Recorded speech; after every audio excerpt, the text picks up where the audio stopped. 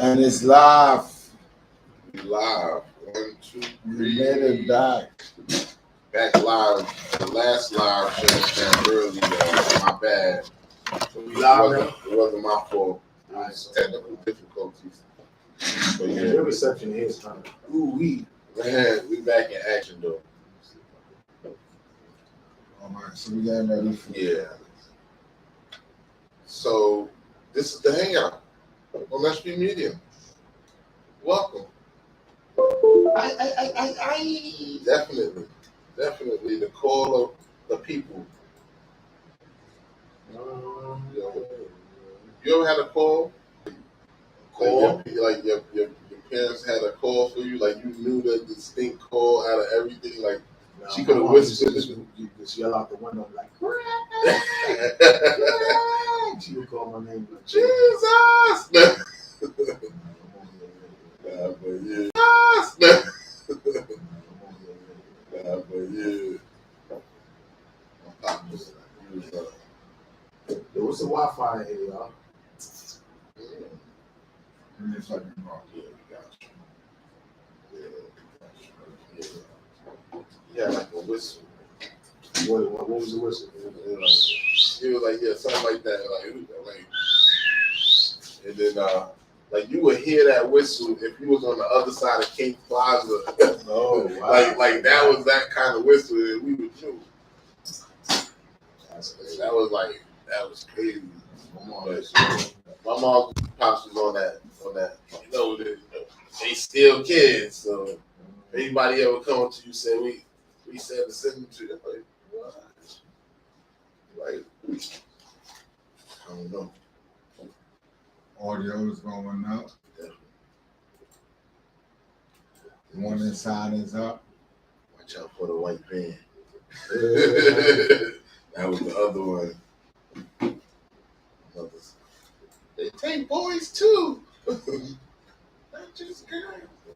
Right? Yeah, I was a big kid. So I was like, they had to be like 4 niggas trying to grab my little fat ass. Pause. Pause. Little titty to my little self. Oh, boy. So it's at SH at M.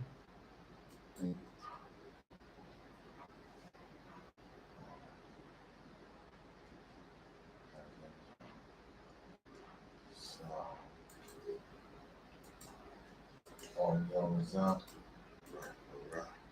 One inside is up.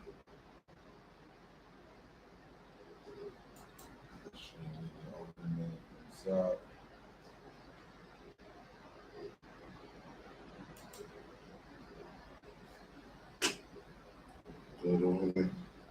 Countdown's about to happen. 8, 7, 6, 5, 4, 3, 2.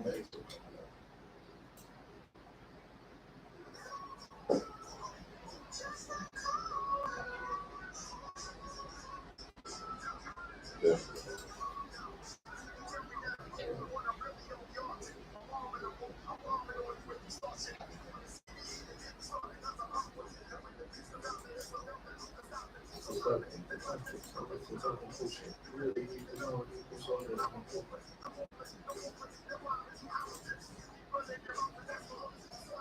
That's what you did. I think it's great to run your lips, but you were snitch. You little bitch. You broke the jokes. I like Oh, fuck that. I didn't play it out loud. It was playing that we could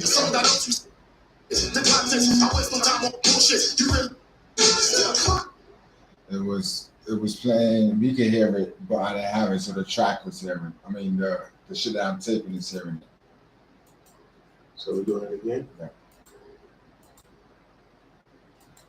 Yeah, y'all know what the behind the scenes shit is about. The audio was up. Choir Boy was good. I'm on the Hangout right now. It's podcasting Fridays on S.STREET Media. One inside is up. You know, and we live too at the same time. You on my live, but we also on live on S.STREET Media on YouTube. And we recording for the Hangout. I'm a special guest tonight. Remember, I got to get that mastered version of Saturday from you. So we could do the video for that. You know what I'm saying? 2, 1. New record off the Worldarama. I'm really on the artist. I'm bombing the book. I'm bombing on you if you start shit. You wanna see me eat and get me started cause I'm out quick. And when the beats come out, they just look out that you can stop it. So stop it. The content, I waste no time on bullshit. You really need to know if you was well, then I'm a bull quick. The complete, the full clip, the follow you hollow tips. You keep running your mouth and that's how much you swallow it. That's what you get after the script. You run your lips and you a said you little bitch. You wrote no chips. I can make it yourself if you want to list the one more fix your body. Laying in the ditch. You in the smoke. You leave the boat. You sold your soul. I know you said, bitch. This was yeah. That's a hard ass. Cool. That is definitely a song. Definitely. Yo, you know, I ain't gonna front. I got like a call from some radio people, and they was like, "Oh, we need you to send us songs and shit like that." And I always be thinking like, shit is a money grab. So I'll entertain it until I don't want to entertain it no more, right? Yeah, trust me, I know. I get some calls all the time from the artists. So I sent this record, right? I sent this record, Cold World. The dude was like, "This is not a radio record." I was like, "All right, whatever. That's how you feel." So then I sent him Go Bay Bay, and he hit me back and was like, "Yo, Go Bay Bay, it's good, it's very good, but I gotta speak to my partner to see if he want to put it in rotation with the other records or whatever." So then he hits me back a day or two later talking about, "Nah, that's not gonna fit with what we got rotating already." And I'm like, "Nah, what?" So then this nigga said, "Send me another record." So then I sent him the record from one of the records I did with Cover called Hating on Me. You know what I mean? And that's me singing and rapping and DJ Radio chatting on it. The hook is like, "All I do is try to shine, but this industry be hating on me. Never been fake, but y'all really be too fake and phony. All I want is cake, but y'all people be full of baloney. Now I'm living great, and y'all doing that. Got nothing on me." And he gonna tell me, "Oh, my joints sound dated." I'm like, "Bro," he said, "Send me another one." I said, "Thank you, but no thank you. Like, you're not gonna have me keep sending you records that you ain't agreeing with because I don't sound like these new niggas. I'm not gonna sound like a new nigga. Like, I'm an OG nigga that been rapping for mad years. I've been in the game for a while. I'm not gonna conform and do trappy, drilly shit to fit on your playlist. That's not the music that I'm in." Peace, family. It's the God Mathematics. And now Rod, aka Get Fitted. And we are the Hangout. You already know. This is how we start the show off. Fire from the beginning. It's going to be real tonight. You know what I mean? We got a special guest in the building. He is also a family member of S.STREET Media. We got our man Worldarama in the building of Reinhardt TV. But before we dive into that conversation with the God, we want to give a shout out to all of our YouTube channel. We got We Are the Plug. We have Reinhardt TV. We have the Hangout. We have the House of Hip Hop with Spicy Sugar. We have the Billionaire Podcast. We have the Family Vibes. So many S.STREET Media dope shows. We got more than that. Formally, but you can still find her work on S.STREET Media's YouTube page and our Instagram page. But check us out on Instagram at S_street_media. Make sure you tell a friend and tell a friend. Rest in peace to our homeboy Woody, one of the founders of the Hangout, man. Rest in peace to the God, man. He will always be remembered, our S.STREET Media family. Also, make sure you like, comment, and subscribe. Like, comment, and subscribe. Don't be a ghost rider, aka a ghost follower. You know what I mean? Subscribe to the channel. Talk with us. Let us know how you feeling. Shit like that. We live on YouTube right now. So we got a lot of things going on today, man. Pardon self. We got a lot of things going on. We got politics going on. We got the streets of New York going on. This industry shit going on, man. Such a cold. Yeah, you heard the song in the beginning, man. Shout out to Worldarama, $1 Million Smile. For that opening song. Now we doing it correctly. Gotcha. We playing 20 seconds of the song, and we don't get a copyright strike. Okay. So we on the right side of the law, YouTube wise, and you got to be on the right side of the law to be monetized. How you feeling, God? Yeah, I'm feeling good. You know, I keep looking. I'm looking at the camera, and I keep looking at World, thinking I'm looking at Raw. This is crazy.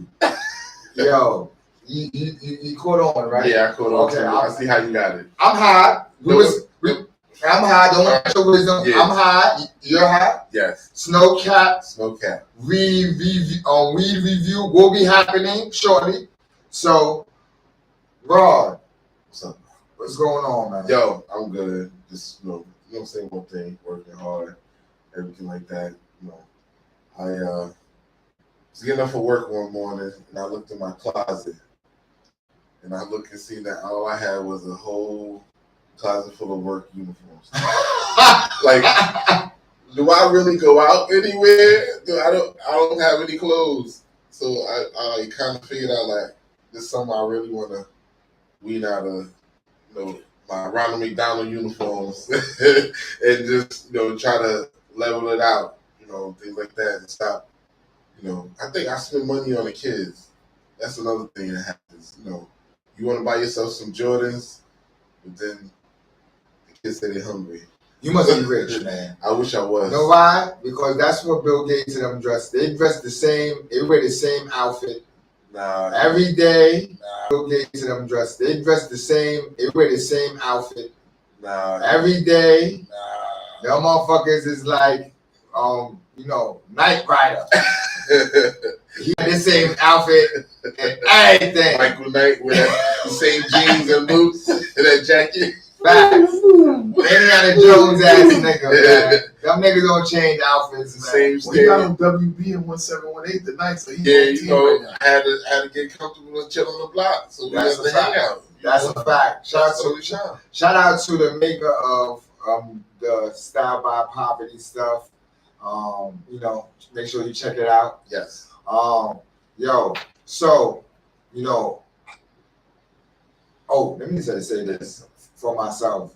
I want to give a shout out to my mentor, Uncle Tone, man, who hooked me up today with a special situation. I don't want to talk about it, but shout out to my man, my mentor, Uncle Tone, who hooked me up today. Big time. Also, on my behalf, I went to the doctor yesterday.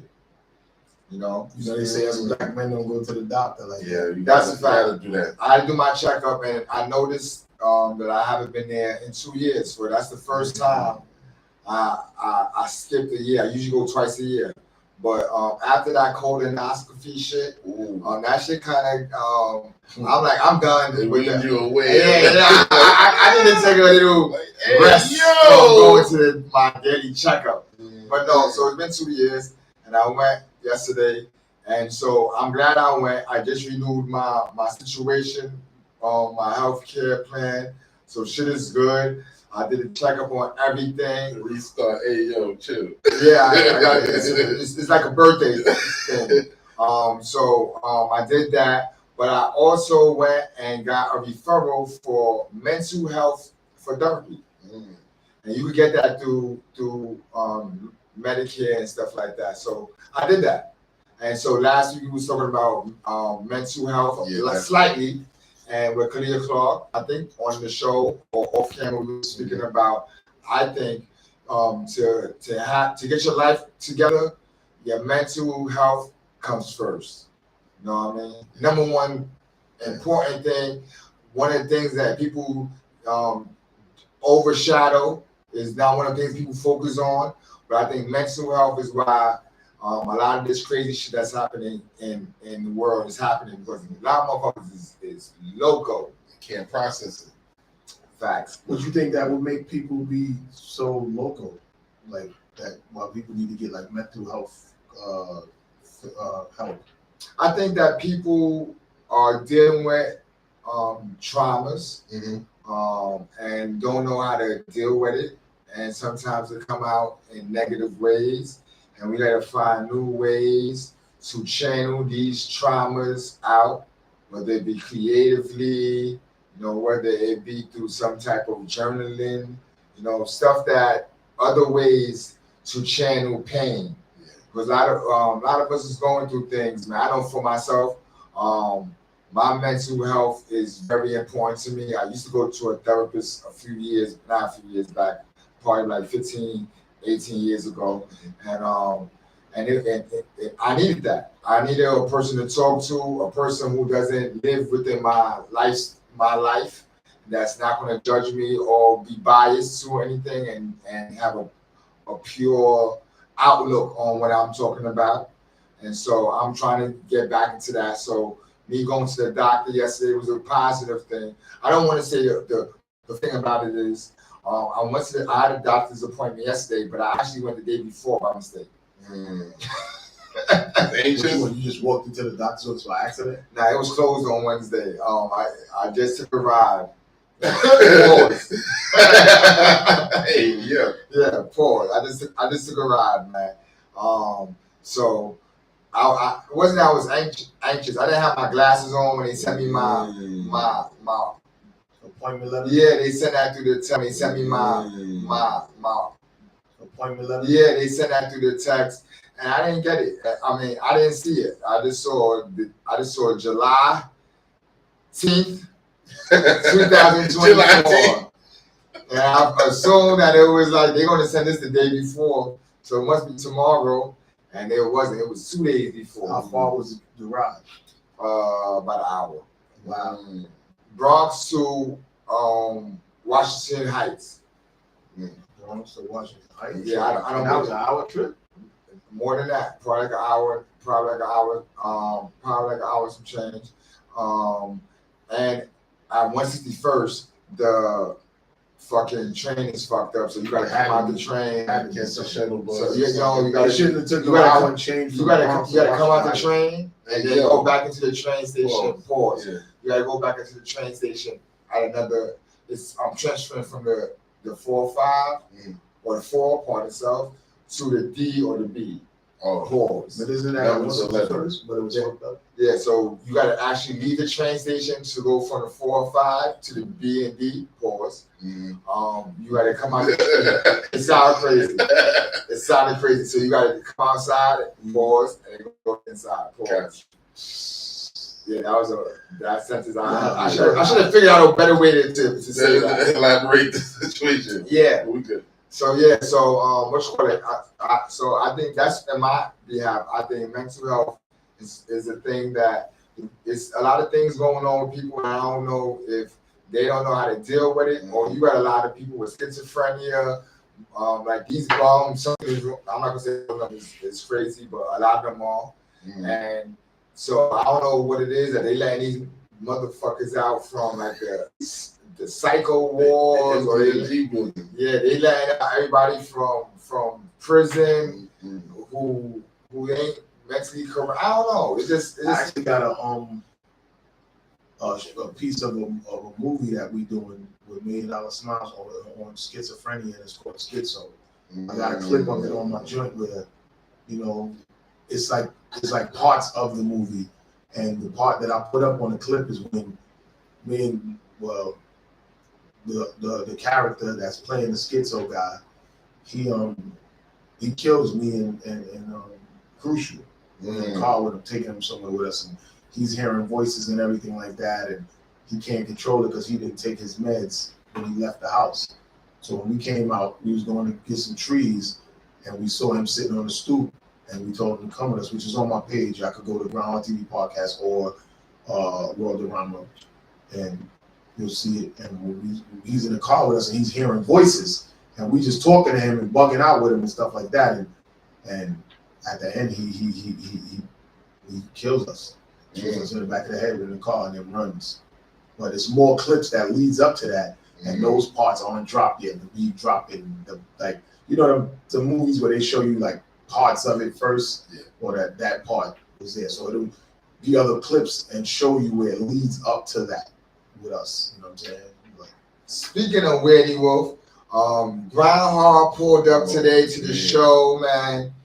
You know, with full advertisement, full marketing machine with him, my man. Weirdy Wolf. Shout out to Weirdy Wolf, man. Shout out Weirdy to Wolf. you, What's bro. up? Be outside waiting because after this we're going to Manhattan and we're gonna be promoting some more. All the way until like 2 in the morning. They turned the block. We heard the music. It was a D.A. Johnson and Worldarama song, the New York song. That's the new single off the Link Between Volume 8. That's out right now, but the release party is July 28th at Joe Boy Production headquarters. It's a release pool party, and that video is dropping as well. So it's gonna be releasing. We're gonna be releasing that video, and we're gonna be releasing a Tough Time video off that project. And I got my 2 sons playing me, the younger version. First when I'm young, and then I'm a teenager, and then it gets to me in the third verse. So my sons play me when I was a little kid and a teenager. Well, I'm gonna say this, man. Nobody ever pulled up to the Hangout the way you did. Word is wrong. That is a record. You hold the record for illest pull up. Pause.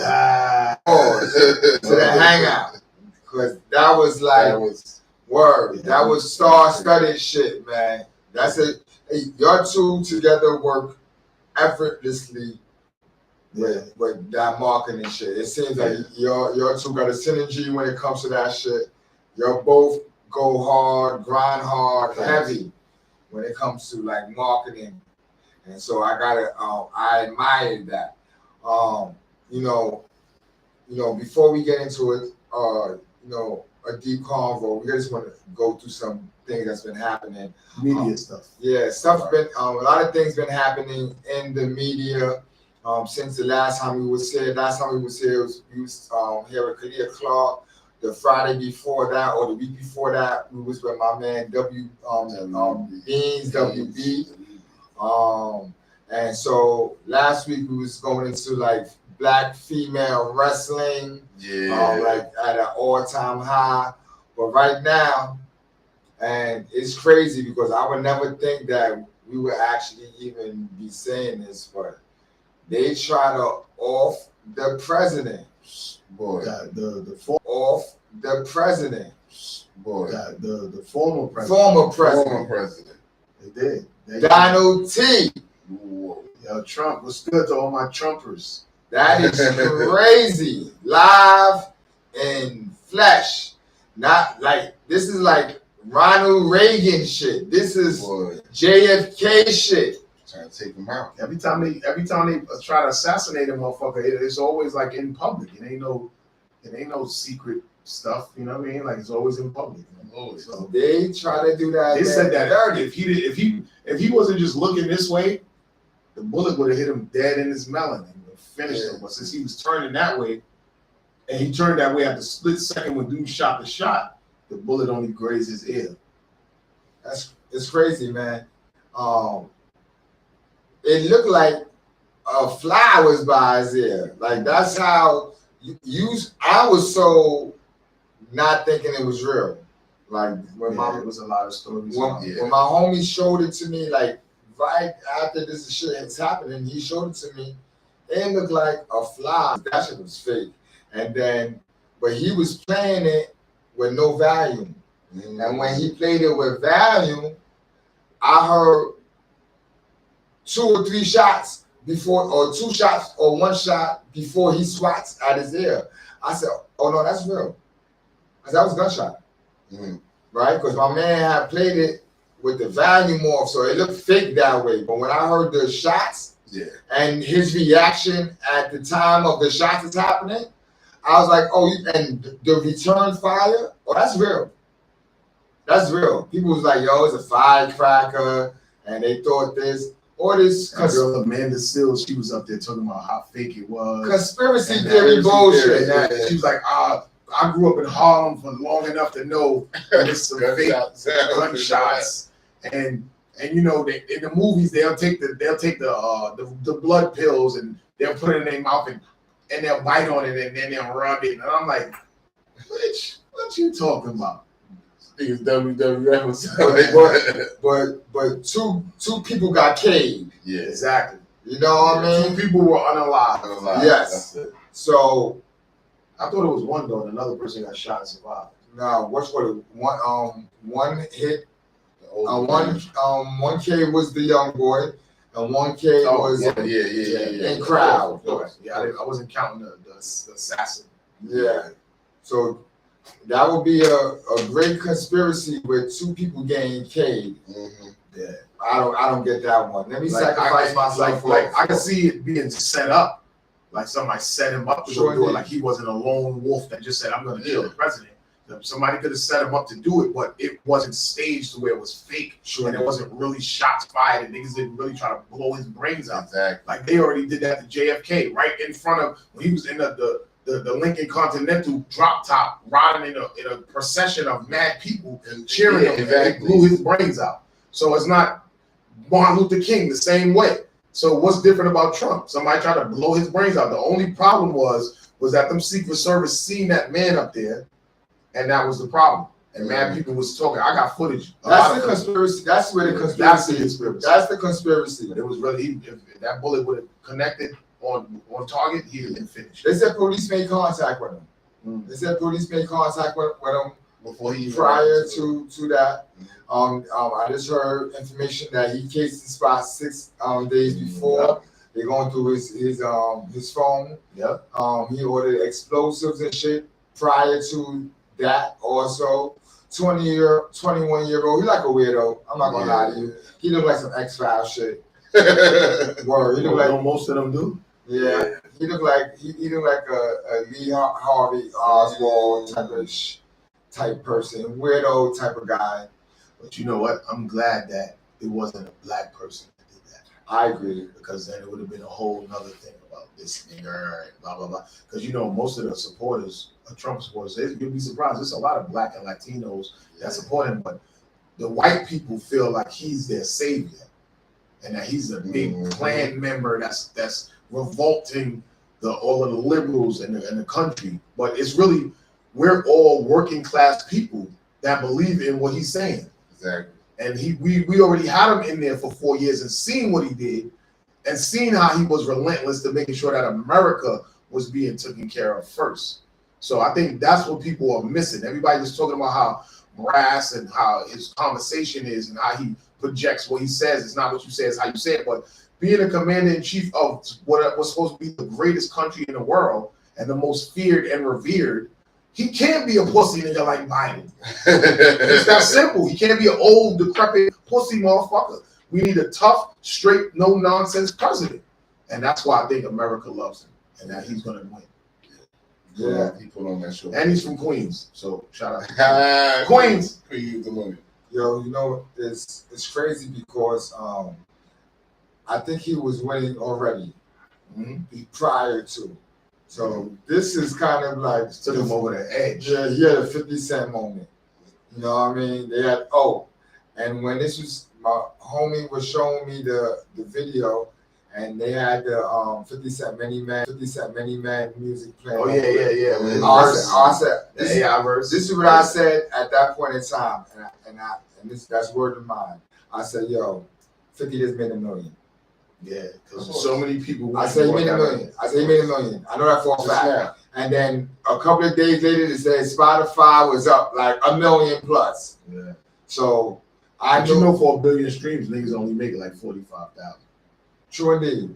So, but I think a lot of people license that song just for the purpose. Yeah, it goes to whether it was the news or even just off of Spotify. That's just one money that he did. But all of the people that remade the song and put it on the gram and reposting that song, all of those hits, those are all hits. Like when you got Sound Exchange and all of these different, like, you know what I'm saying, media places that watch your plays. Excuse me, and all of the places like clubs and stuff that's playing it, and or even like a lot of the white America that's now playing 50 Cent stuff off of that Trump stuff. Because if people went crazy and they all put earpieces on their ear to like symbolize we got your back. Yo, I'm sure they play I'm that sure they all played Many Men with They Trying to Kill Me with Trump. And 50 made a lot of money, not Spotify. Spotify give niggas a quarter off a penny. They get like a quarter of a cent off of a penny. Not a quarter, but a quarter of a cent off of a penny. That's what they give you. But all of those other Sound Exchange and all of them joints like that, I'm sure they collected mad royalties off of that Many Men song. Yeah, he came out, man, and 50 Cent is a smart motherfucker. That's why the birthday song is genius. Yes, yeah, because that's gonna be forever. And look, you call it a birthday song when it's really called In the Club. Sure, in the club. In the club for your birthday. There you go. And it's your birthday. And 2 Chainz got one too. Oh yeah, it's your birthday. It's your birthday. Yeah, that always come on too when it's birthday. It's you gotta make songs like that, and it's crazy because the Queens get the money, right? Kind of is that energy. I feel like Queens get the money. I feel like Go Baby. I feel like My Flowers. I even feel like Cold World. I feel like all of those records is kind of like catchy hooks for a part in the time for what's going on with different stuff. You know what I mean? Because what's going on right now, Cold World symbolizes all of this shit that's happening right now. You know, Queens get the money. That's a big ass slogan. You know what I'm saying? R.I.P. Prodigy, who came up with that. And you know, 50's going so crazy out here. Donald Trump is going crazy out here, and they all from Queens. So Queens get the money. That's a slogan that represents Queens. You know what I mean? R.I.P. Prodigy and stuff like that. The Go Baby, that's just for everybody. Like Go Baby, you could mean Go Baby, go do your thing, or Go Baby, get the fuck out of here. Yeah, go. You know what I'm saying? So that just works out. You know what I mean? It all works. And My Flowers, that slogan is like the epitome of everybody flowers. It's one of them sayings too. Yeah, so I kind of make a lot of anthem records. I'm just not getting my just due for it as of yet. I'm not saying it's too late, but you know what I mean? My songs is mine, so I can promote them however long I want to until they get picked up or they go #1 or get a Grammy nomination or whatever like that. You gotta make songs associated to holidays, which you did too. But you got a Christmas song with my sons. It's a jolly day, Merry Christmas. And I did that for that reason. I really was inspired by Run DMC's joint. You know what I'm saying? So I did the Jolly Day, produced by Blue Diaz. Yeah. Shout out to Blue Diaz. You need those get played at the holiday. You know what I mean? Instant money. Hopefully a lot of people play that song at their chimney. Yo, chimney. Under the mistletoe. Hey yo. There's a pause for Under the Mistletoe. Yeah, sometimes he just throws up. Hold on to it. Pause. I see you got the pause for that whole like. There's a pause goes zone, man. There's a pause goes. I know that coming here. I'm just trying to be like devil's advocate. Yo, what's funny? Yeah, it became crazy. I know. But yeah, that's crazy, man. You gotta have songs that connect with holidays or anthems that connect with boroughs, hood, that connect with holidays or anthems that connect with boroughs, hoods. That's why like a lot of the gangbanging shit be blowing up because, you know, whatever they are, like they speak in that language for that clique of people. And so it becomes like an anthem amongst them. Even if it's, let's say, the Golden 60 Crips, and somebody does a song ill on a Golden 60 Crip. You got from here to California of dudes who that's the anthem now. You know what I mean? So even if you had 300 people, 400 people, 1,000, it's an anthem now amongst them. So creating those little dumb anthems is very, very important. That's why Kendrick Lamar killed Drake with that. They not like us. They not like us. They not like us. That was a straight Cali song. Yo, you know what? I was thinking about that song. Like that song is so deep for a California song because, and for anything else, but I'm wondering for one reason, the California aspect is that could go for its gang. Cali is gangs.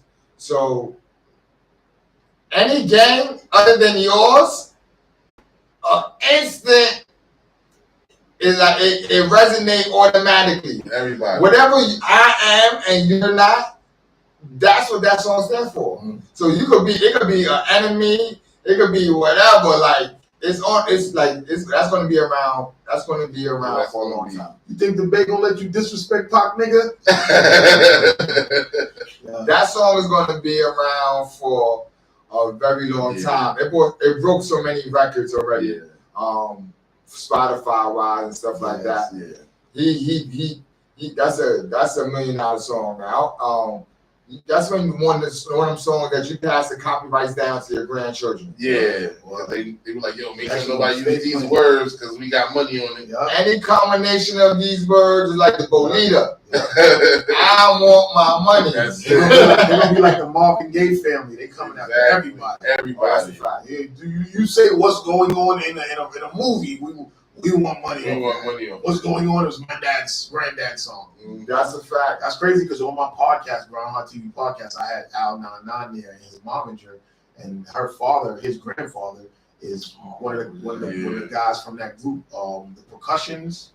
I think it's the Percussions that came out. So that was like a group like the Temptations or the, you know what I mean? Yeah. And they still fighting for the royalties from their dad's music because they was robbed of their royalties and they owe them a lot of royalty back then. So it's good that we talking about this, and I actually have artists and his moms on the show where their grandfather and father is one of them groups that was getting robbed by the industry as a major group like the Temptations. They was called the Percussions, if I'm not mistaken. Yo, he's actually performing at the summer open mic night event. Is that at the spot at Worldarama? Yeah. Yes, that's happening. I'm on that too, right? Yes, you are. Okay. That's actually August 5th, on Monday, and we got about 25 artists. It's an open mic. Yeah. It's starting from the rip. So all the stragglers and hagglers, understand, first come, first serve. We got 25 of New York's Ellis that's going to be there. S.STREET Media, summer open mic night. Yes. Big photos on that. Yes. Y'all be doing a lot of shows, man. There'll be a lot of flyers coming in my DM from S.STREET Media. Yeah, we got it right now. Actually, we have also August 29th. We have an art show coming up called The Elephant in the Room. Oh, The Elephant in the Room, and it's happening at 385, District 385. It's being presented by the 1718 Collective, the Vandal Hour. We're going to be having artists like Jesus Saves there, Slash FTR. We're supposed to have Danny Cortez there. We have my man Echo, NWC. There's going to be a lot of, we got Safira. It's not a graffiti show. It's just contemporary art, period. And that's like mostly graffiti artists. Yeah, but we have some. Safira's going to be there. I think we're going to have Erica Purnell. Also, GT Graphics. Also is going to be doing live painting. And it's happening at is at a club on Myrtle Avenue. It's called District 385. Right up the block from here. So it's going down. We also have Sosa's Barbecue. It's happening. Also, I believe that's next week. If I'm not mistaken, I'm kind of bad with that date. 30th. Yeah. So, is it 30th? Oh, so that is the end of the month. So yeah, we got that coming up. We also have the All White Affair happening at $3 Bill. Yes. I know $3 Bill was known for the Transformers and stuff like that, and Decepticons, but on our event, we would not be at Cybertron. Our event is not Cybertron at all. At all. This ain't graphic arts or nothing like that. This ain't that. It's not. So pull up. We got straight drinks. We drinking, straight drinking. Yeah, it's gonna be crazy. We're gonna have vendors there. We're gonna have performers there. The stage is like the Apollo. Yes. You could stage dive in this motherfucker. It's like some Coachella type shit. It fits 600 plus people. So it's gonna be crazy. We got that going on. That's happening with my man PY 67 and also Beans WB. And last but not least, we have the S.STREET Media Live happening July 27th. Yes. That is a Saturday. It is happening on a Saturday, and we're gonna have the Grown Man Show. Let's talk about it. The Hangout, of course.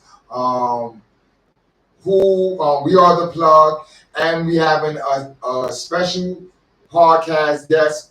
Hopefully, it's Ebony J. If everything is going well. Yes, So that's what it's supposed to be.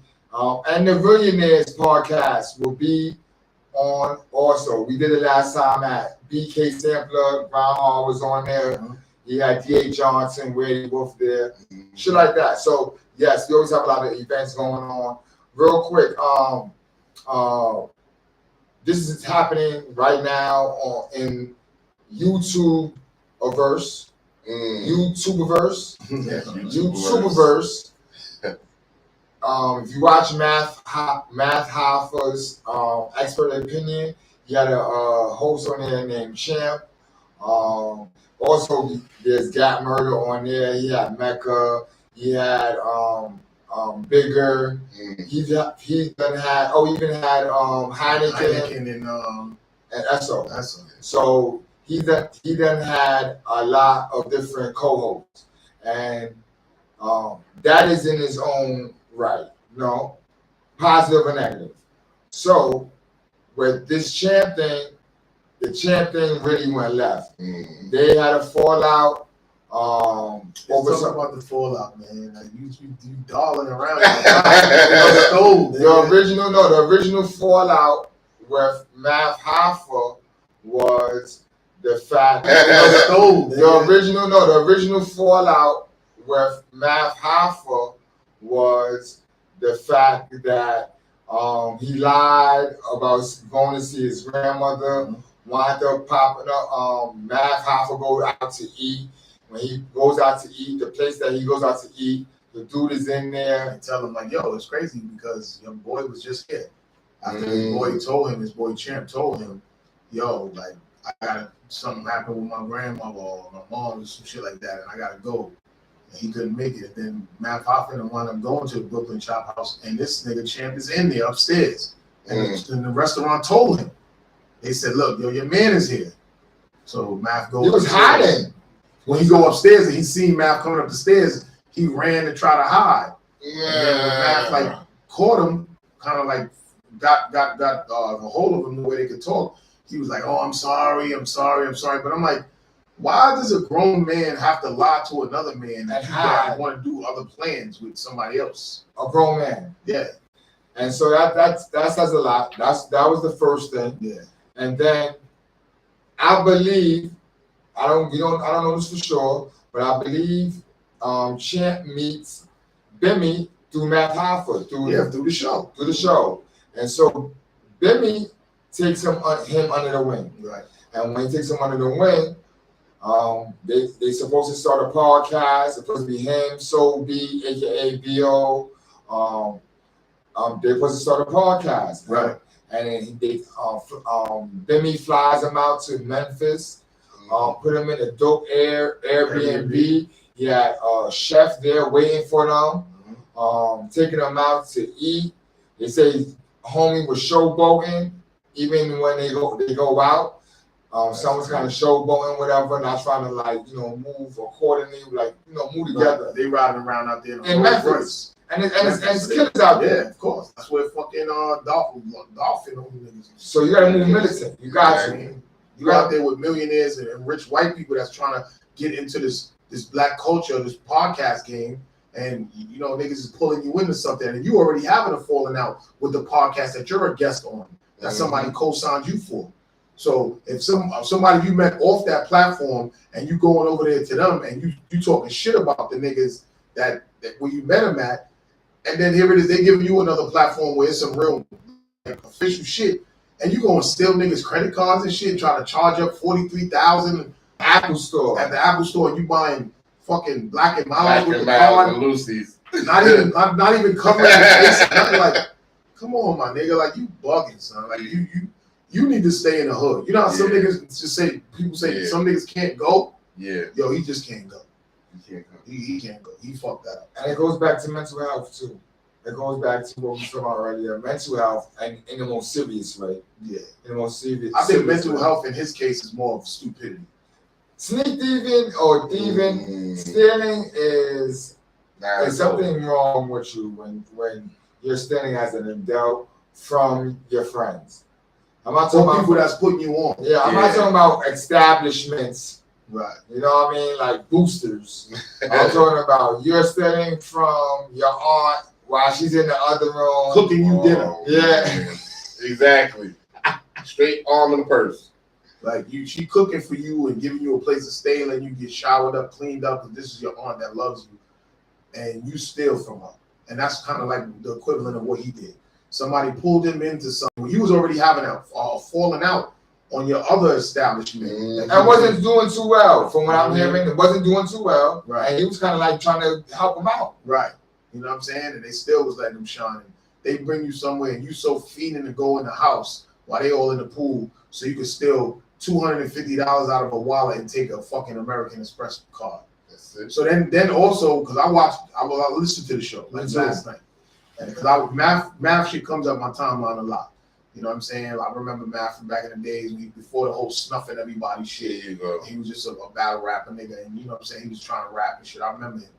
And you know, I was on his timeline and I was like, yo, what is all of this shit I'm seeing about?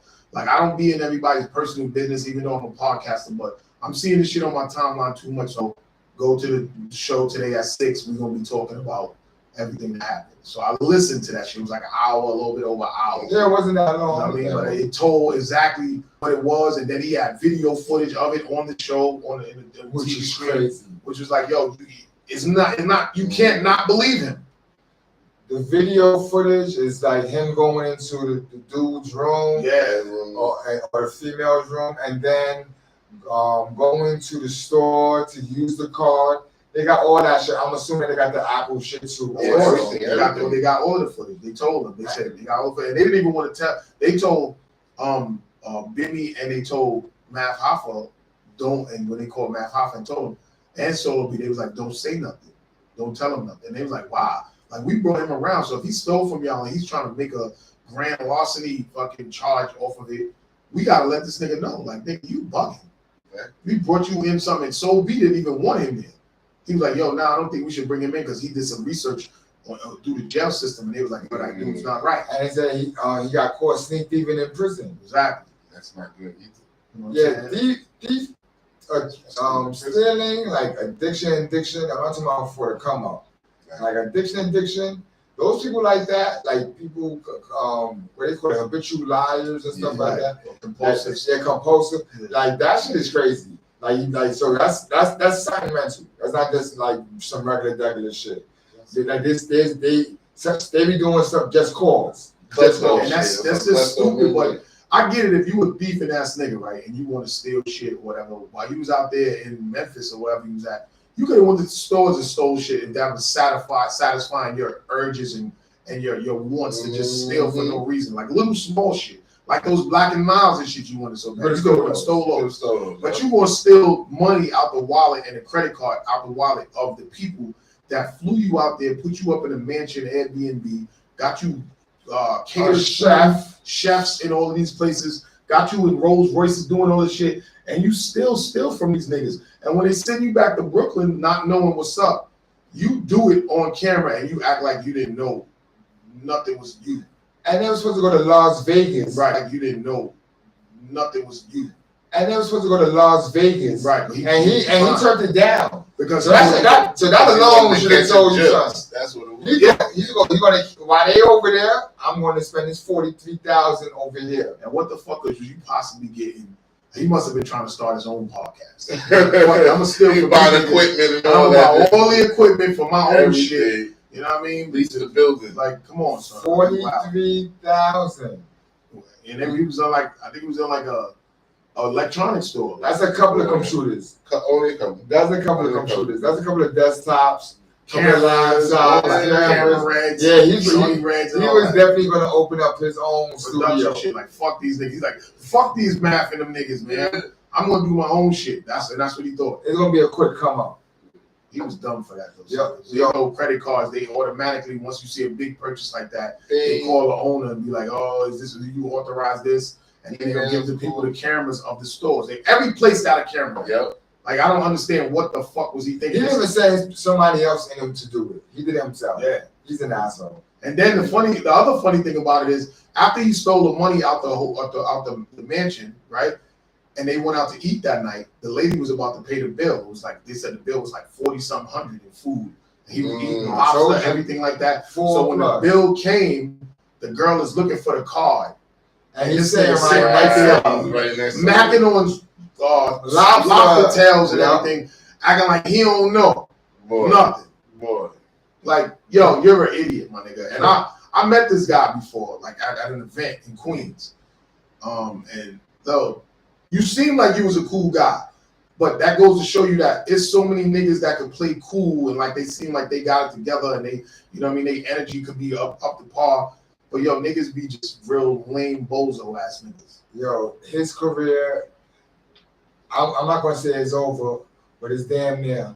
When a move like that is on, the video is out there. Whoever know you or who's associated to you, it's like that's an embarrassment. That's an embarrassment. But you know, with all of this clout shit that's going on right now, he probably could get mad interviews to talk his side of the story. Just about that shit. You know, that's it. He can come on S.STREET Media, the Hangout. Yeah. You come on the Hangout. We'll interview him. We're not even gonna ask you about what happened. I just want to know how can I get we're just gonna watch you when we're in our facility. We got our cameras. You know, we got cameras here. You know, I don't understand why he didn't know that there's cameras everywhere. So what it is he had his swimming trunks on, no socks on, right? Shirt on, right? No hat, and he put it under the phone. So like he's carrying it. So in his mind, he's saying this is a thief. Not me. Not me. Not me. Not in my. I wasn't thinking. When I was a kid, it doesn't count. It doesn't count. But this is not me. This is the thief voice, though. The thief, because I was a thief. The thief voice is this. I just went in the room. I got nothing where I can put it at. Where can I put it at? I can't put it nowhere. So when they do look at the cameras, you just see me walk out the room with my phone, but it's in his hand the whole time. So like the thief was talking to him like, I could get away with this. Even with the camera, I know he's seen the camera. Let me just say this: he didn't know the camera. He thought there was no camera in the room, so in his mind he probably had an excuse already. You know what I mean? And then usually, you know, in the deep voice, this is not me. This is the deep voice. In the deep voice, you be like, there's a lot of people around. They would never think that it was me. You understand? Is the camera saying otherwise? Yeah, the deep, see, my deep voice, it's only my deep voice. In my deep voice, the deep don't steal when it's just one-on-one, because I know it's you. Yeah. The deep steal when it's a crowd. When it's a crowd, the deep attacks, because now you got to figure out who it is. In prison, it happens all the time.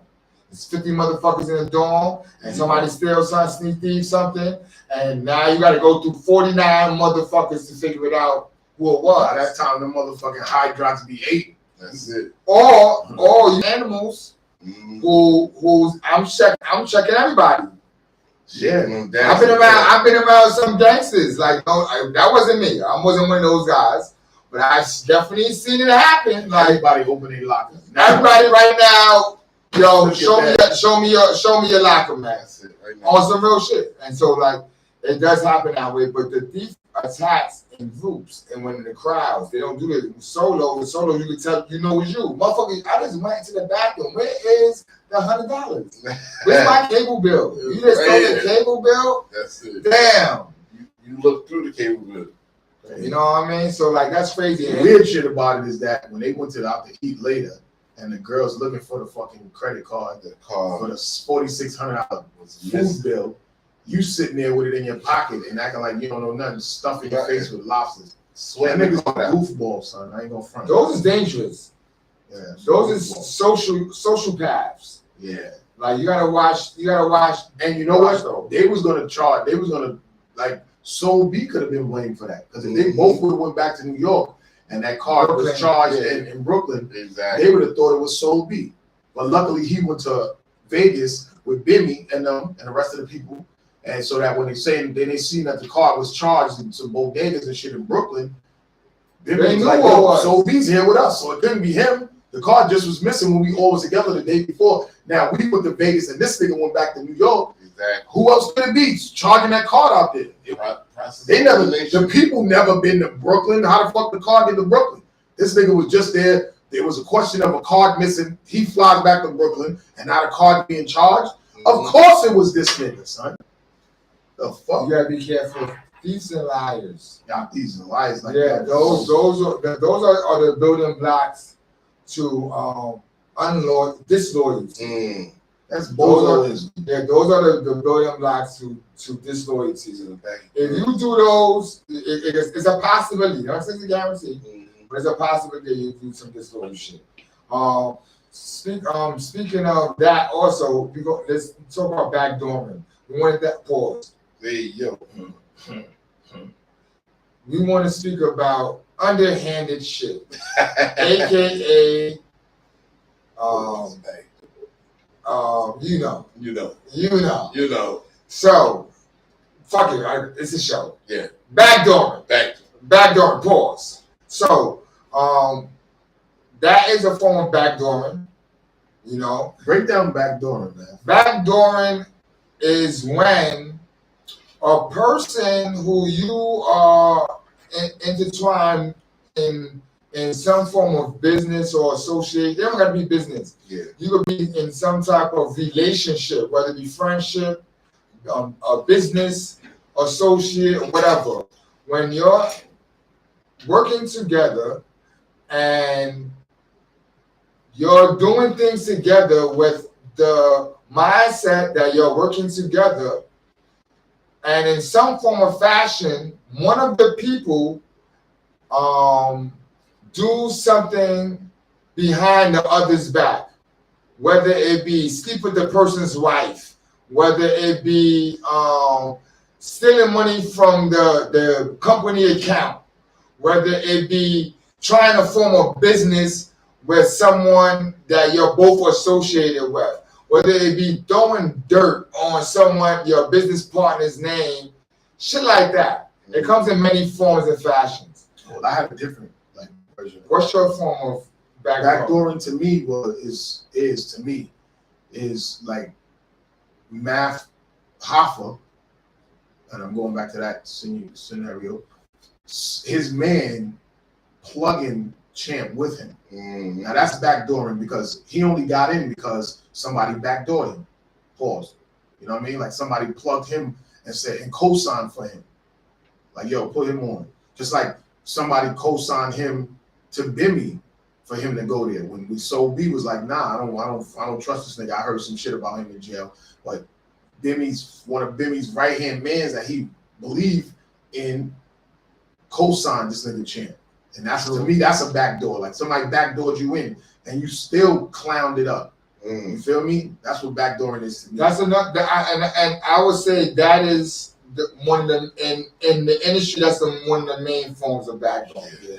Backdooring in that form is it could come in the form of me introducing you to somebody, and when I introduce you to that person, you go behind the person's back and do something, whatever it is, and all them other things that I said. Like what you did with certain people would cover.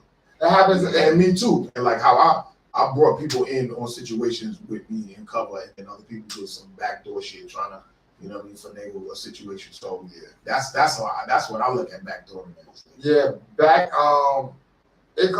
you could also say it comes in the form, and it may not be the word, but it's the same energy.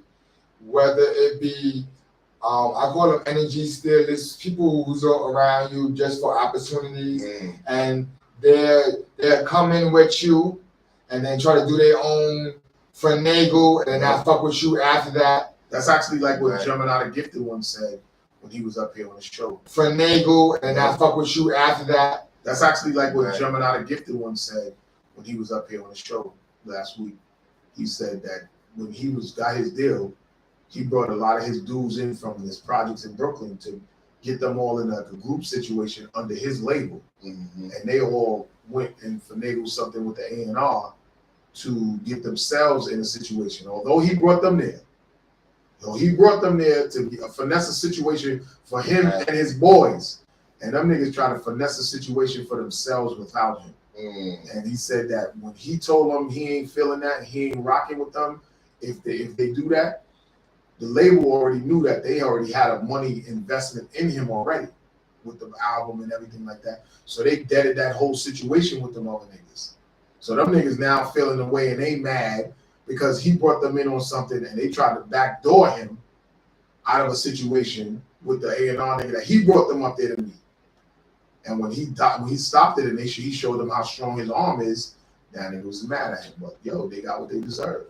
Back in my illegal life, illegal life, and there was that illegal voice talking.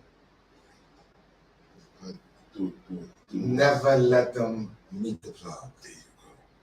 And I was serious with that. Because I'm not gonna say I feared, but I always looked out for the back door. I was looking for the back door. And so I said, well, I'm going to bring you to my man and you do some other underhanded shit and then fuck the plug up. So nobody meets them. And for a long time, I never introduced, if you wasn't like, I'm not going to say you was, if you was my man. If you wasn't there when I met him, you wasn't there. Right. That's it. Period. And you know, some people will call what you talking about right now gatekeeping. Gatekeeping. You ain't letting people in. But yo, it's levels to this shit. Yeah. And if I'm plugging you in with a situation that I'm already involved in, I'm already involved with this situation. So my situation is solidified. But I'm bringing you in because I'm looking at you as, you know what I mean, you're loyal. I trust you. We doing shit together. We're a team. So my situation is solidified. But I'm bringing you in because I'm looking at you as, you know what I mean, you're loyal. I trust you. We doing shit together. We're a team.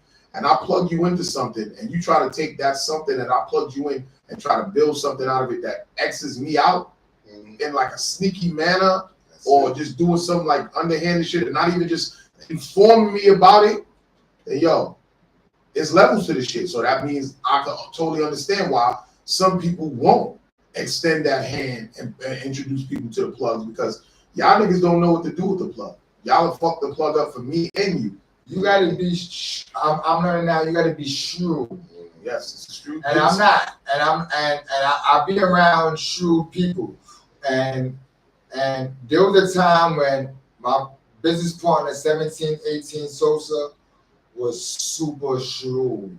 And I didn't get it. And to be honest with you, I probably made a lot of wrong turns because I wasn't shrewd. Yeah. And I was the person who was like, I'd rather them like us. I'd rather us, we're just doing for the people. You hear where I'm coming from? And he was on some, you know, I'm selling that hat at $20. He's selling that same hat for $40. And I didn't understand that shrewdness. And you need to be shrewd. The reason why you need to be shrewd is because of all these Negroes and idiots that you try to help and they do some fucking brutish Caesar shit to you. You know what I mean? Like it's a dog eat dog world. Yeah, and so I've learned that, you know, and so with this backdooring, Let me say this. I know Bimmy is experienced enough that something like that already happens. So it happens to the best of us. Even when you're on guard and you're on point, it could still possibly happen, especially for people who give a fuck. But it's not going to happen like that again. Like it's not going to. It's not no easy. Not no easy shit like that. It's definitely fool me once, shame on me. Fool me twice. Yeah, dumbass nigga. Yeah. So we just were talking about that last week also. So yeah, it's crazy. This is the era. The young boys and me and Rod was talking about that this is the era of that. The era. And even you said about the young boys. Yeah, they backdoor each other all the time, like it's a sport. So it's like, I got my man yesterday, so I'm gonna get my other man tomorrow. You know, like how that's working out for you. That's why we're getting jerked a lot, because there's no unity amongst them. So if somebody, because a lot of these young boys, they getting a lot of money with this drill and trap shit, all of that. Like it's a big situations for them, and they all gang anyway. So they be making shit happen because they be having the DJs shook. You know what I'm saying? So if you plug your man in with something and you trying to finesse your own situation, like you kind of like shortening yourself out because you're now burning a bridge with your homie or your gang member that y'all was supposed to carried you there. Yeah. That's like with the whole Tekashi 6ix9ine situation. Like he wasn't no tough gang nigga, but when he got with the trade and non-trade niggas, he started being tough. And since he was the breadwinner and the cash cow, he started ordering shit that had happened. But since he wasn't built like that, when them niggas started fighting amongst themselves over having him, that's when they started doing violating shit to him and his baby mother and all of that. And this is why it was so easy for the feds to flip him, to tell him. Because they already was fighting amongst each other to have him as their cash cow. Exactly. You know what I'm saying? They was fighting, you know what I mean, with each other. Like, oh, no, I got him. The dude hard, fighting with, what's the guy name? The main nigga, Trey or whatever, Treyway or whatever his name was. And they was bickering, and one nigga kidnapped him, another nigga tried to fuck his baby mother, the other nigga tried to steal his jewelry. All that stuff. Like they was all doing mad shit when they were supposed to be securing that bag. And then got upset when he snitched. Like y'all niggas did mad shit. He felt validated 100%. The fact that y'all niggas kidnapped him, threw him in the fucking trunk, took his jewelry, tried to fuck his baby mother, or maybe did. Like he's seeing all of this shit when he realized that he's the star of that.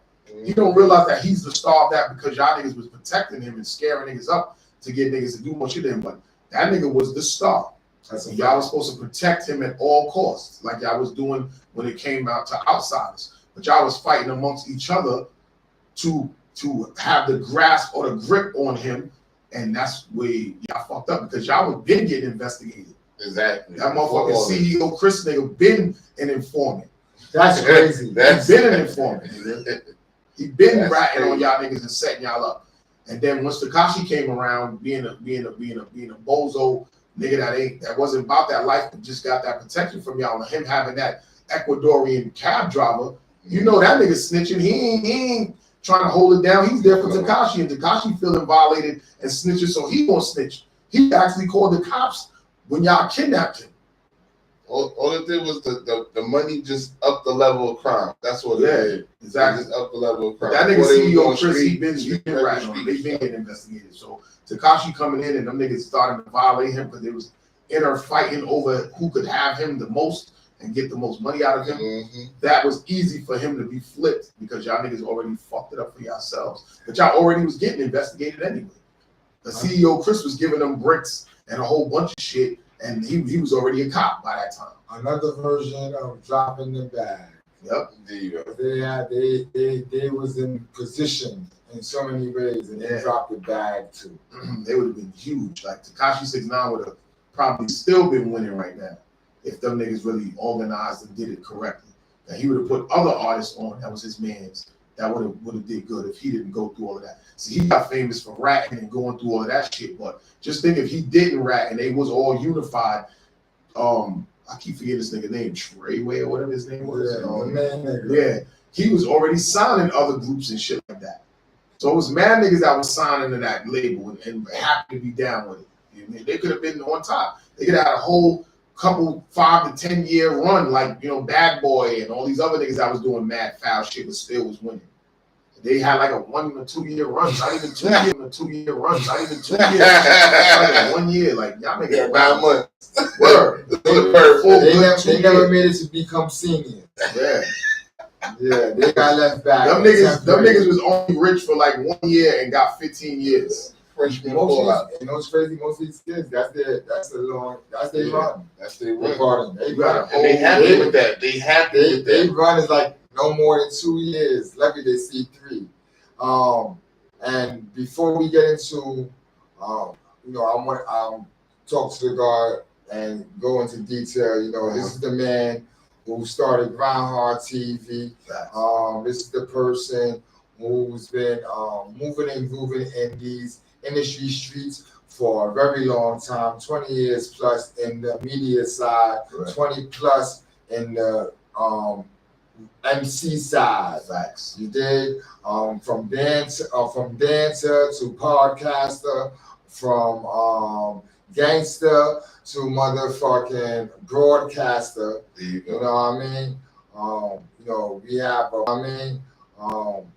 we have a person who's kind of is a legend in 2 different worlds. But before we get into the guard, I want to do a quick review. We smoked some weed before the show. Make sure you like, comment, and subscribe to S.STREET Media. But we did a review. We smoked some weed. Somebody gave us some weed. It's called Snow Cap. And you know, I'm going to say this. It bopped me. First new situation, situated the situation. I was passenger 57 on a Ford train, and I was done. I got here, smoked another one with the guard. I already knew what it was about, but it's still what it is. Shout out to the plug. I don't want to say his name, but he know who he is. He gave me shout out plug the weed. I'm going to rate it from 1 to 10. It is about 8.5 for me. Yeah, maybe. I give it an 8.8. Yes, because I don't give like 9s and 10s because I know the nigga that wrote everything. But that's a fact. It touched my nose, and when we touch my nose, if I start sneezing, the smoke, if I get the itchy nose, it's good weed and it's sativa. Hey, yo. I know that for sure. Put it in those. What you call it? I know it's good bud when it does that. The weed was white. It looked like fentanyl was on it. So I was kind of nervous. I was kind of nervous about smoking it, but the person who gave it to me is a very close friend. So I trust in what he's giving me. See? But backdoored you the weed and look. Yeah. It kind of the bud kind of looked like Christmas tree was during snow time. It just like it looked like little bitty Intamin whole cakes powdered. Oh, that is true. Wow. It looked what like that white powder was. It looked what like that white powder was that y'all was blazing. That's what it was. All right. What? Snow cap. What is it on it? It's the snow cap. It couldn't have been white weed powder. Nah, because certain weed they got like that terps on it and things like that. They treat it. It's treated with this. It's like another level of THC. It's like THC something on. It's like moon rockish. Yeah. The breakup is something moon rockish. Yeah. So I that's the best way. It had it when I broke it up. It broke up like moon rock. It's THC with extra THC, something else on it. Yeah. So and that's the white stuff is that extra THC. The white stuff. I give it an 8.5. The cocaine weed. The cocaine weed. 8.9 because it's there, but I can't give it the highest because my man that girl was like, yo, come on. He knows more about weed than I do, so I trust in his score. Yeah, it's a good one. I say 8.5. It's good. I say 8.5. because I hate dense weed. I hate super dense weed, and the weed is super dense. I don't want to see 4, 5 pieces of rock, and you telling me this is a 3.5. I need some fluff to the stuff. Pause. I need some fluff to the stuff.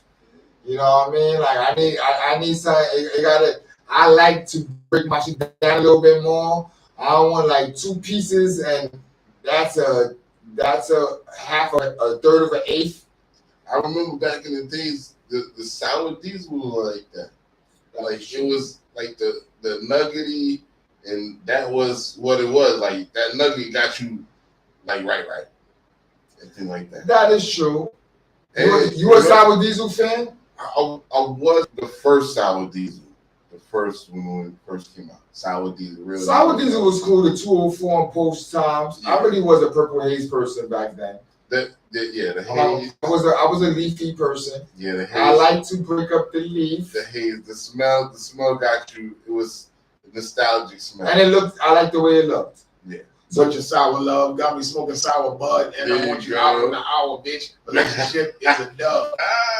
And that means it's dead, but that's also a 20.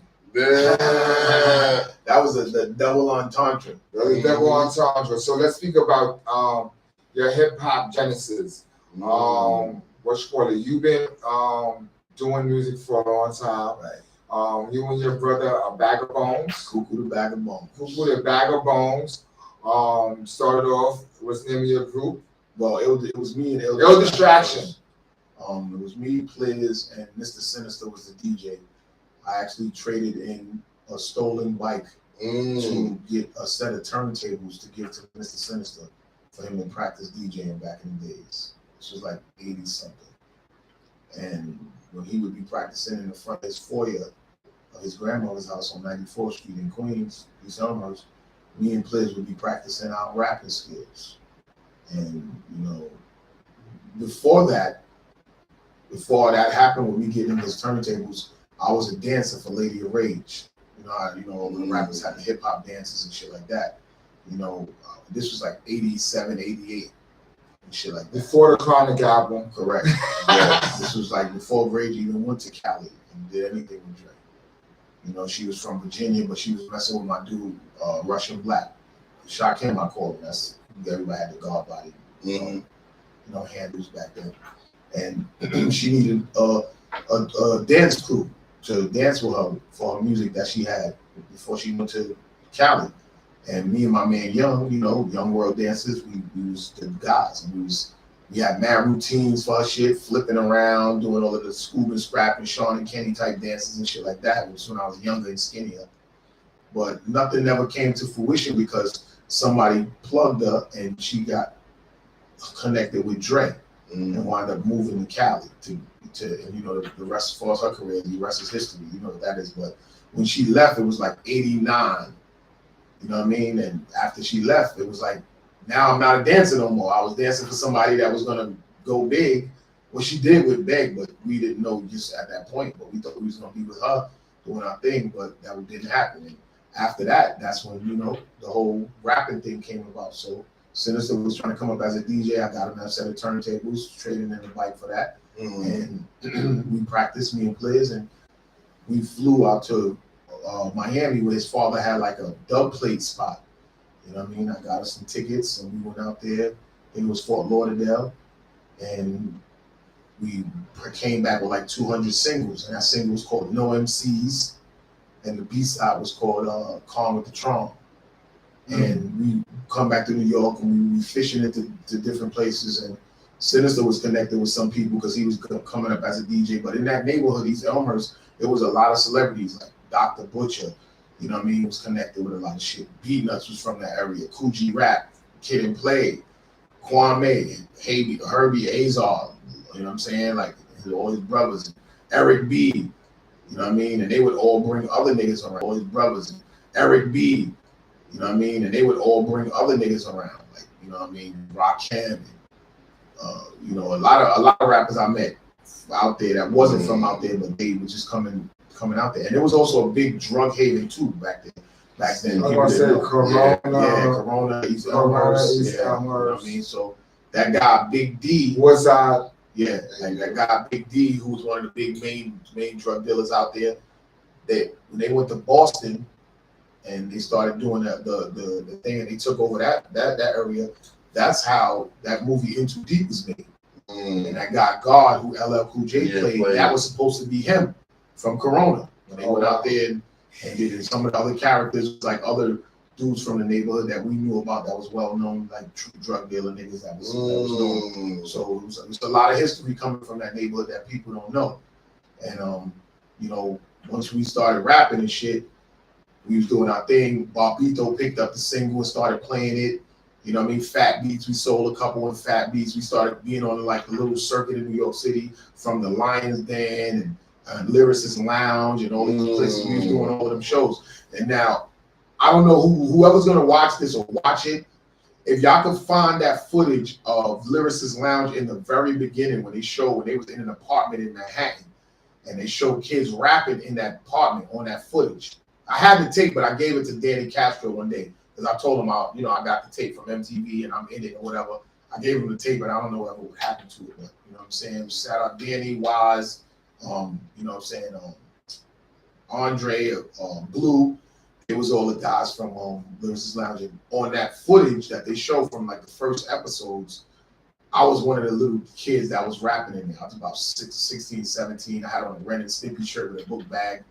And I think the rhyme I was saying was setting shit off tragic, like a good fella, beats I'm rocking, but I still go a cappella. Ask your girl, cause world never been a teller, but I had your whole neck and erected in my man's cellar. Like I was saying like little shit like that. Who were some of the other artists from that time that was coming up during those times? Everybody. Boot Camp Click, like Buckshot and all them niggas, Onyx, Mobb Deep. So all of the big niggas that got big was around that time. We used to be at all of them different clubs and shit, Club Vertigo, Lions Den, Home Base, SO, all of them niggas used to be in them clubs because there was no social media. So you go to them clubs and you seeing a lot of the big rappers in there that was just coming up at the time. And they wound up turning into being big artists. But back then you could go to any club that was on the hip hop scene and you seen a lot of the main rappers. Like, there was one time I was in a club, I forgot the name of it. And it's almost like everybody was in this shit, son. All of the known rappers that everybody was ripping and raving about was in this fucking club. And I was like, damn, look, such and such right there, such and such right there. We was some of the up and coming dudes too at the time. We just never really got that break to where we was going to be signing on a major. I had set up a meeting with Jared from the label that Most Def and them was signed to, because at that time they was looking for artists. And I was promoting Cougar the Bag of Bones, Raucous, right? And I submitted some music to him, and we were supposed to have a meeting. But I think once somebody backdoored Most Def and Kweli, and they went with them. But we was one of the other choices. You know what I'm saying? So the name of you and your brother's group was? Well, it was me and Pliz. We in Sinister. We was Ill Distraction, and then Cuckoo the Bag of Bones was a solo artist. And Sinister started producing him, so he was kind of like a prodigy of Sinister, even though he was learning how to rap and do everything from us. But once Sinister started producing him, he became Sinister's artist. So when me and Pliz had a falling out, I kind of like started managing and marketing my brother. And Wally W. Bucks was like the investor. He was like his friend that was making mad bread and didn't know what to do with it. So he was investing it into my brother. And I was the one that was pressing up the records, getting the shows, radio interviews, pressing up the singles, out here on the streets, marketing like the same stuff that I do now in the streets and in the industry with my social media. Back then I didn't have social media. So we would always be at events, doing shows, doing all these independent radio places, going to these clubs. I would be putting up stickers and flyers and things that I saw. That's why every time people always see me places and I always got the grind hard 4x6 flyers. I've been doing that shit for fucking ages. Yeah. And it gets the presence out there. Like whenever I'm somewhere, I don't really have to do much though. When I come into an event, I put my flyers is in the pictures. That's old school hustle. Yes. They don't know about street teams. You know what's giving funny? them some jewels, right? You know what's funny? When we was doing the Vandal Hour, we was attacking like everything. We was doing the stickers. We was doing like we'll put them out on the tables, doing the same thing you just said. put them out on tables before the event. I forgot about that one. Yeah. And then you just put your QR code on them, and motherfuckers could just scan your shit. So you being futuristic with some, you know what I'm saying, some of the authentic, you know what I'm saying, stuff that was done for years and decades now. Because all my shit got my logo on it, it got the podcast on it, it got the QR code on it. You know what I mean? So people seeing your logo, seeing your website, and they can scan your QR code to get more of you, the link tree and stuff like that. So that's some jewels for you young people that don't know what time it is. During that time, you also did music with Old Dirty Bastard, the late great Correct. Old Dirty Bastard. Correct. How that came about? Well, me and Pliz, when we had our little falling out from Ill Distraction, and I started promoting Coop. Coop's single started taking off, and I got him a deal with a label from Switzerland called Liquid Soul, Oliver Stone, and Phil Russ and all them guys. So we got like 10,000 for a single, and they re-released the Real Cuckoo and shit like that. So we was on fire, and Pliz had produced the B-side of the Real Cuckoo called Big Queens and shit. So shit was on fire, so who wasn't gonna fuck with us? Like, it was just crazy. But his cousin, who came from Canada, Sue, and it was Cleo and Susie, and ODB started fucking with her. I don't know how she met him or whatever, how did that work out? Because they was cute girls. They was part Chinese and black from Canada, so it was easy for her to go somewhere and I ain't gonna front, no disrespect to ODB. I love the nigga and all that, but yo, he was a whoremonger. Like, that nigga fucked bitches and he wanted to make babies all over the place. Yeah. He was the back then Nick Cannon.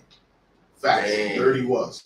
And Sue was one of the girls that had his kids. Oh, A-Son, you know what I'm saying? Shout out A-Son. I think he now growing up in Canada or whatever. Shout out A-Son. I think he now growing up in Canada or whatever.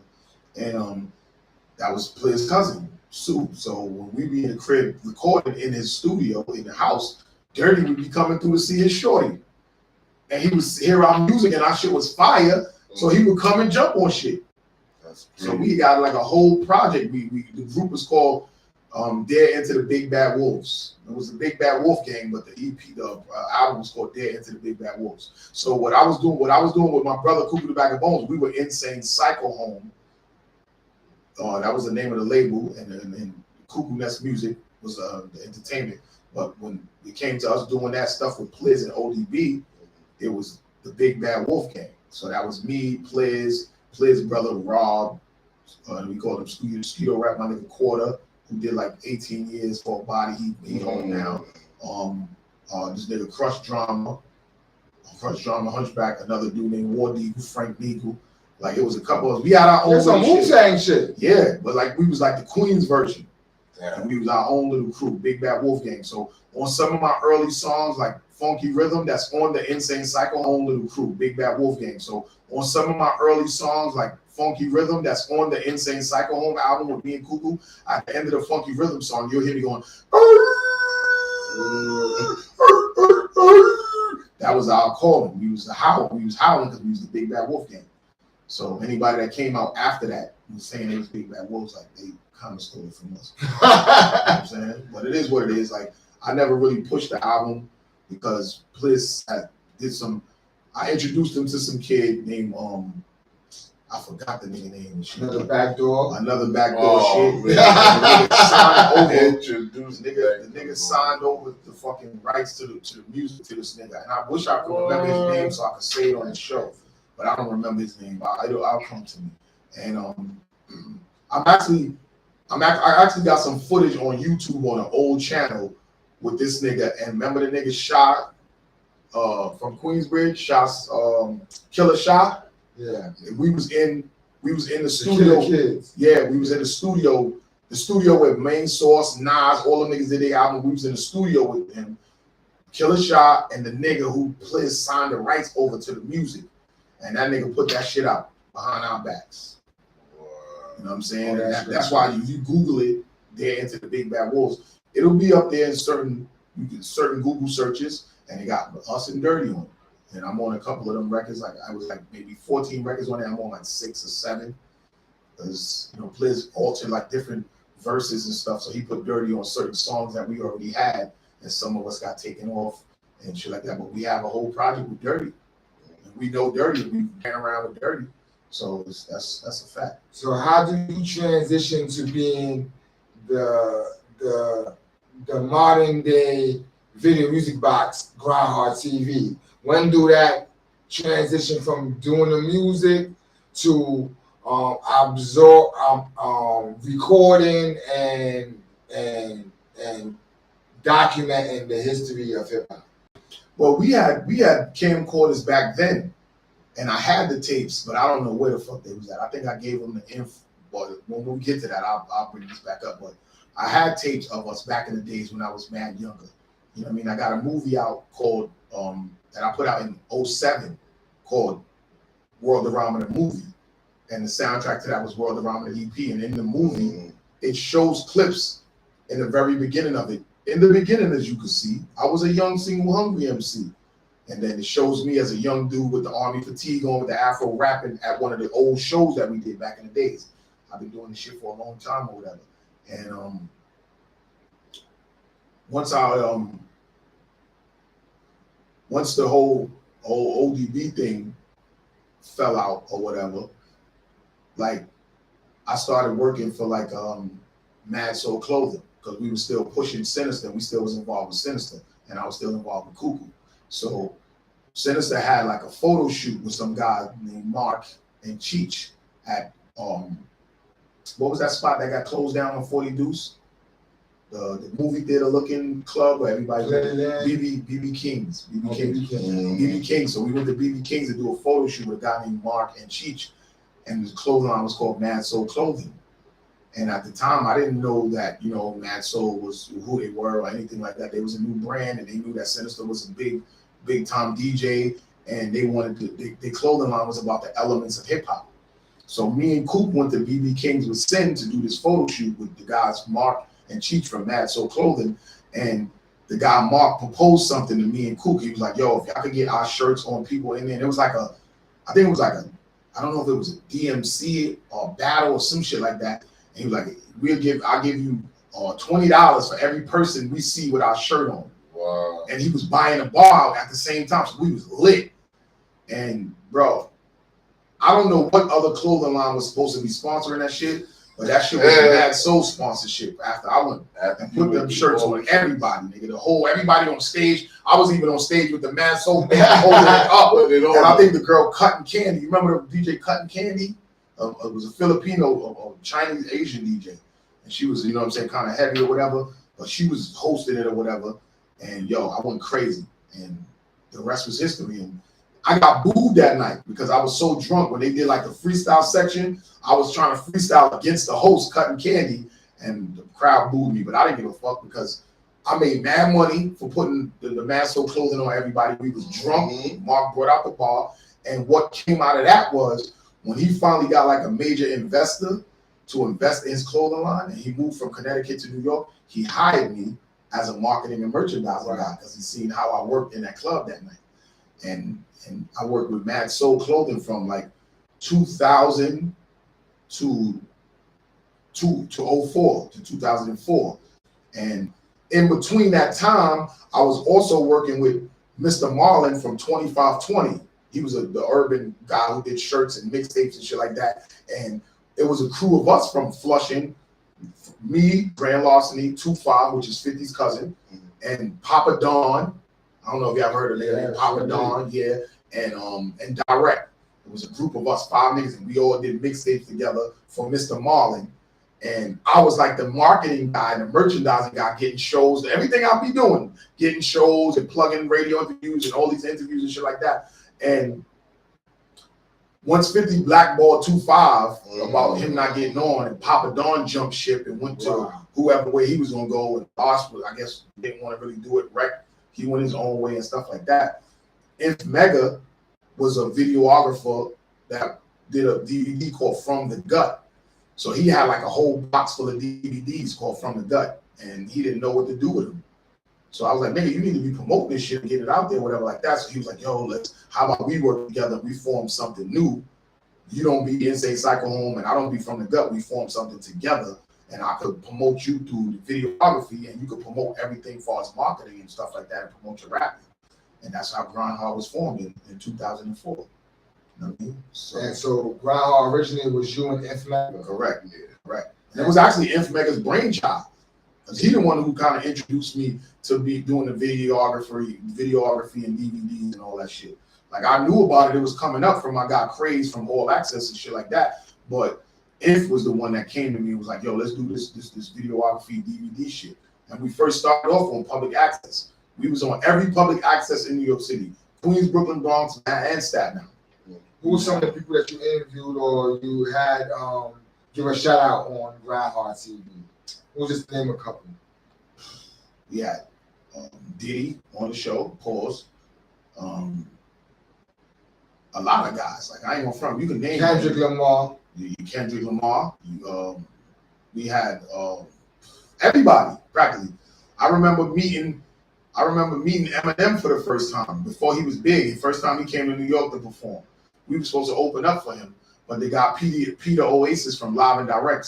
It was some politic, probably some backdoor shit, and they didn't let us. Backdoor again. Yeah, they didn't. They wanted Eminem to open up that show that day because he was new. So they pushed us to the next event, which we opened up for Slick Rick. And we did that at Tramps. It was like on 21st Street between 6th and 5th. I remember Tramps. Yeah. Wow. Peter Oasis was the guy who did that from Live and Direct. He used to have that shit clicking. And I performed with that. And I had footage of that whole show, but I don't know where those VHS tapes is at. Like, I had all of that shit on tape, like all of that. You know what I'm saying? If a person wanted to find some of your old footage outside of podcasting, where can they find your stuff at? GrindhardTV.com. Like you would just Google GrindhardTV.com.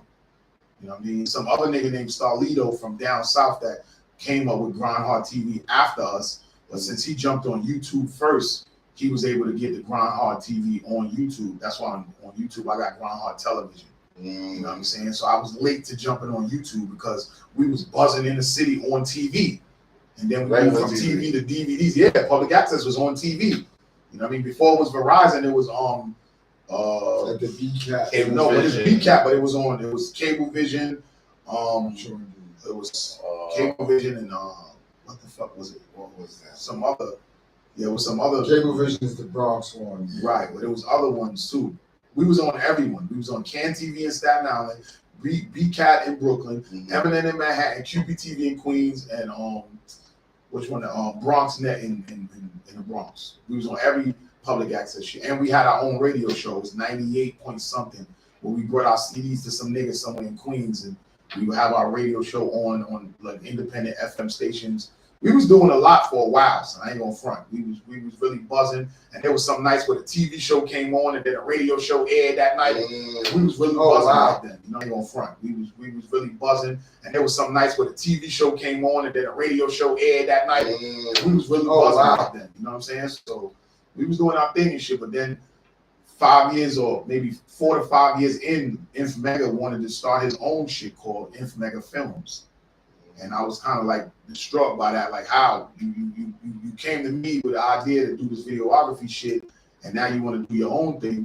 I was kind of like a little bit like, you know what I mean, disappointed over that shit, but that shit didn't stop me. Like I've been running this shit down myself for like the last fucking 15 years. So that's why Groundhard is still around. So how did you transition into podcasting? Well, you heavy in podcasting?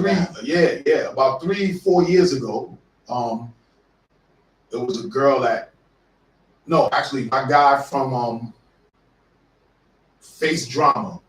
He used to be on Respect Life podcast. I mean, not podcast, web series. So it was a Respect Life. Rest in peace to Pete. You know what I mean? Can you give me a water, son, please? You know what I'm saying? Respect Life. The guys who ran that. He wanted to do a podcast with what's the girl name? When she went viral for saying, "Oh, they killed Biggie." You don't remember a girl that? When was a girl that was going crazy? She was like, "Oh, they killed Biggie." On like Instagram. Yeah. I forgot her name, but damn, that's crazy. I'm forgetting names left and right. But so he wanted to do a podcast with me and her, and she was just like, God, forgive me, God bless her dead. She was just like not focused. She was on drugs. She was, doing a whole bunch of stuff.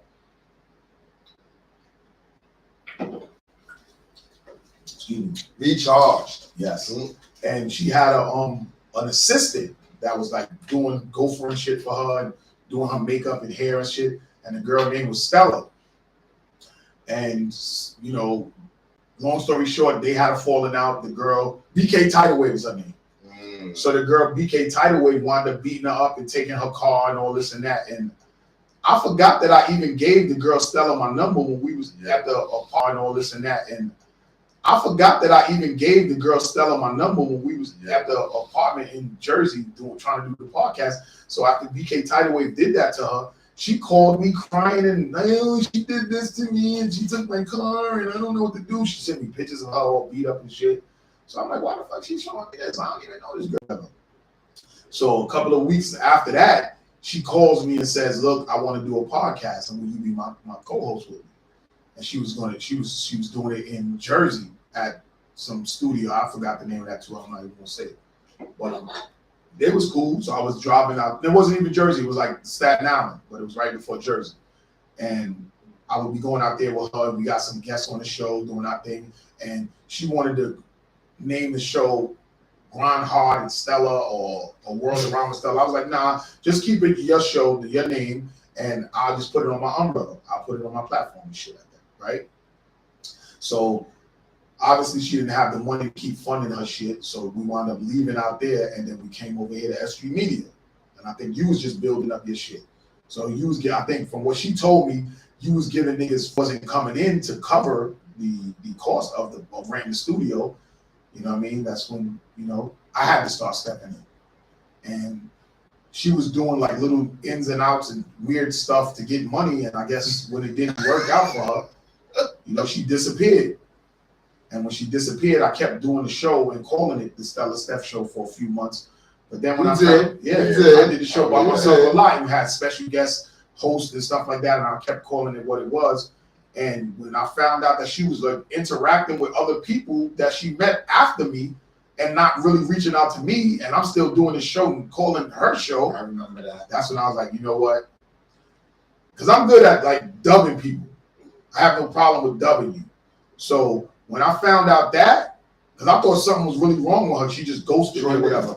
But then when I found out that she was like fraternizing with other people and not keeping it true with the person that was really holding her down, that's when it became Grind Hard TV podcast. That's it. The back door was real at that point too. Another back door. There you go. The theme of this episode is the back door. The back door. Pause. Pittsburgh, Houston, what's up? That's crazy. That's crazy. You know what I mean? So you've been going crazy with this podcasting thing. Your shit is everywhere. Roku. Tubi? No, not Tubi. Not Tubi. It's Roku, Rough Riders Radio, iHeart, Spotify, GrindHardTV.com, Instagram, Facebook, YouTube.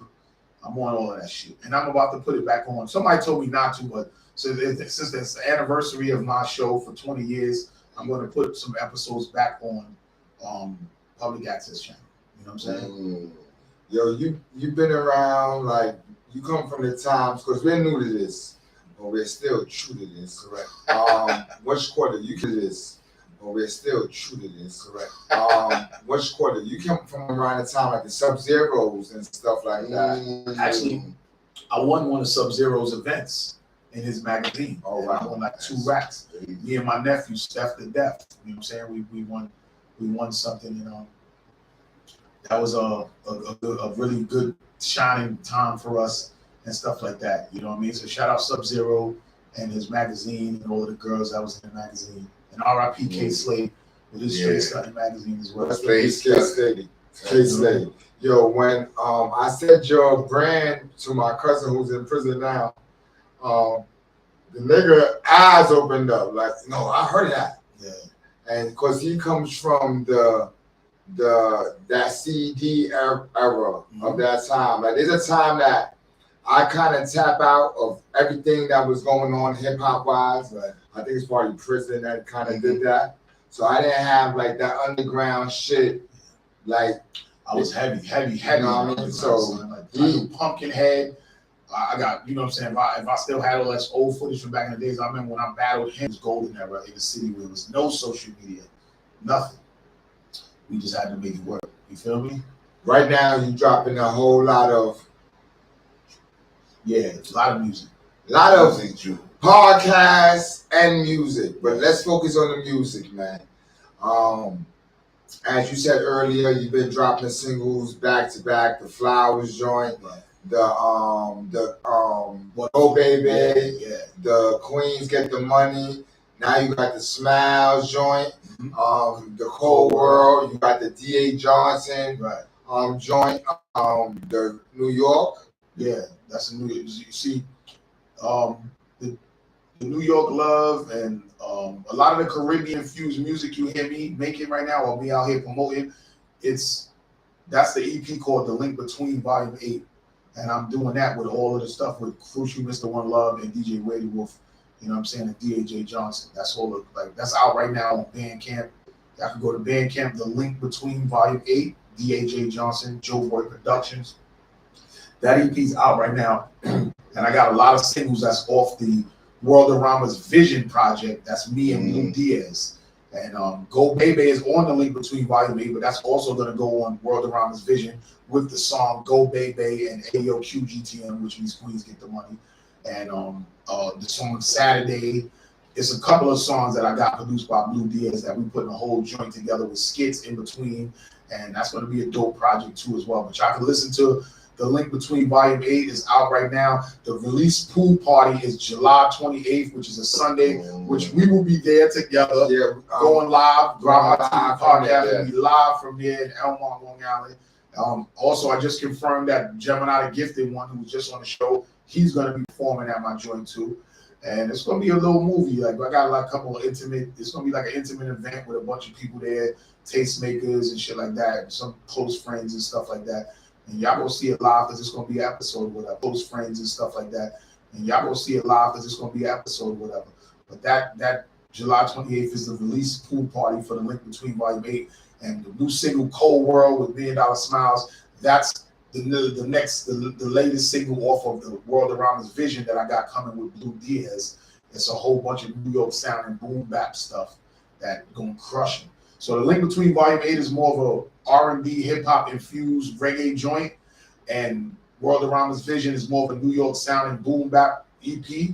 And then I got a joint with Cover called They Love World, and that's more of a me singing and rapping type of thing. I got a lot of like R&B singing, songy stuff on there that I've been trying to hone up my singing skills with. Like I've been thinking I could sing in the shower, so I was like, you know what? Fuck it, let me try to push it. And you introduced me to Cover, actually. You brought me in the studio with Cover, introduced us, you know what I'm saying? You did the alley-oop, pause. And me and Cover worked on like 4 records together, and they fired. And so that's me doing a lot of singing on that shit. So y'all gonna hear that too. And I've been performing it on Reggae Passion Tuesday, because that's the other podcast that I do every Tuesday. Yeah, I see you over there. That's a performance EP, a performance podcast. This is more of a sit-down interview podcast for Groundhog TV and S.STREET Media Studios. But the Reggae Passion Tuesday is the 2-hour performance. So when we get guests coming on the show, we performing like DJ Wadey Wolf or any special guest DJ that come in here. They playing music for 2 hours, and our songs are thrown in, and we're performing throughout that 2 hours.